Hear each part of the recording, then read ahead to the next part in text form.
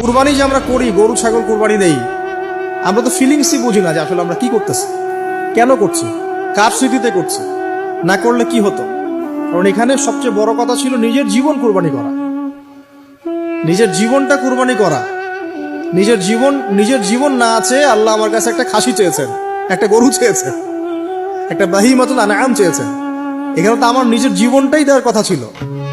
ওটা না নিয়ে আল্লাহ পাক বলেছেন যে বাহিমাতুল আনআম একটা দিলেই হবে। তোমার কাছে ওটার গোশতও চাই না, চামড়াও চাই না, কিছুই চাই না, তাকওয়াটুকু চাই। তাতেই এত কথা। এটা দামি বা কত? 10-15 হাজার, বা একটা গরুর 50,000, 60,000, 1 লাখ টাকা। 1 লাখ টাকাকে আপনি সন্তানের মূল্য দিয়ে হিসাব করতে পারবেন? তো এখানে মূল জিনিসটাই হচ্ছে আল্লাহ পাকের হুকুম। আল্লাহ পাকের হুকুমই সবচেয়ে বড় কথা। এখানে নেকিটা বড় কথা না, বড় কথাটা কি? আল্লাহর হুকুম।